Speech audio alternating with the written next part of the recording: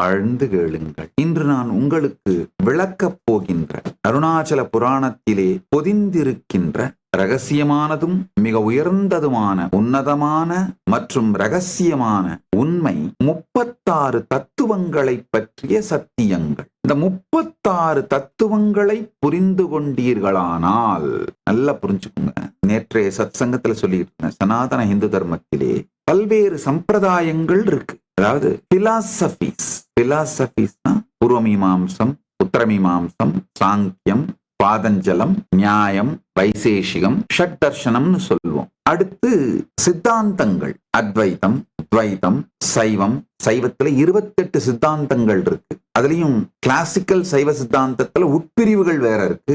மெய்கண்டார் பரம்பரை, அது மாதிரி இந்த சித்தாந்தங்கள் பொதுவாக அத்வைத சித்தாந்தம் எடுத்தீங்கன்னா சித்தாந்தத்தை பிரதானமாகவும் அவர்கள் சொல்லுகிற சத்தியத்தை பிரதானமாகவும் எந்த கடவுளை வேண்டுமானாலும் நீங்கள் உங்களுடைய குறிக்கோளாக கொண்டு இந்த சித்தாந்தத்திலே கடைபிடிக்க முடியும். அதாவது அந்த அத்வைத சித்தாந்தத்தை வாழ்பவர்கள் யாரை வேண்டுமானாலும் இஷ்ட தெய்வமாக ஏற்றுக்கொள்ளலாம், பரம்பொருளாக ஏற்றுக்கொண்டு அந்த சித்தாந்தத்திலே சாதனை செய்யும் பொழுது அந்த இஷ்ட தெய்வத்தினுடைய தரிசனம் கிடைத்து சாயுஜ்ய முக்தி கிடைக்கும்.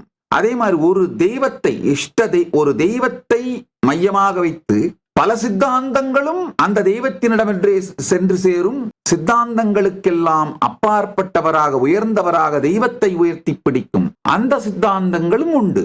நேற்று நான் விளக்கும் போது சொல்லிட்டு இருந்தேன், பல மடங்கள் திருவண்ணாமலையிலே இருக்கிறது. அது எல்லாமே அண்ணாமலையானை மூலப்பொருளாக கொண்டு அவரையே ஆதிப்பொருளாக கொண்டு சென்று சேர வேண்டிய குறிக்கோள் பொருளாக கொண்டு பரம்பொருளாக அவரையே ஏற்றுக்கொண்டு தங்கள் சித்தாந்தத்தின் படி பயணிக்கிறவர்கள்.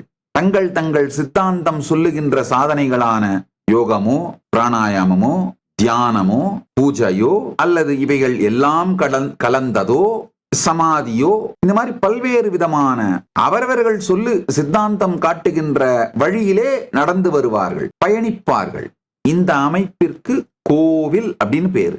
ஒரு சித்தாந்தத்தை மட்டும் பிரதானமாக வைத்துக் கொண்டு அதை வாழ்வதற்கும் வாழ்விப்பதற்குமாக உருவாக்கப்பட்ட ஈகோ சிஸ்டத்துக்கு மடம் அப்படின்னு பேரு. இந்த பல சித்தாந்தங்களுடைய மடங்களையும் அதற்கெல்லாம் மூலப்பொருளாக விளங்குகின்ற ஆலயத்தையும் இரண்டையும் நிர்வாகிக்கின்ற, வழிநடத்துகின்ற, ஆலயத்தை நிர்வாகிப்பதுங்கிறது உண்மையில் அந்த நாட்டை நிர்வாகிப்பது. ஏன்னா நம்முடைய சனாதன இந்து தர்மத்திலே எல்லா நாடுகளும் ஒரு ஆலயத்தை பிரதானமாக வைத்துத்தான் உருவாக்கப்படுகிறது.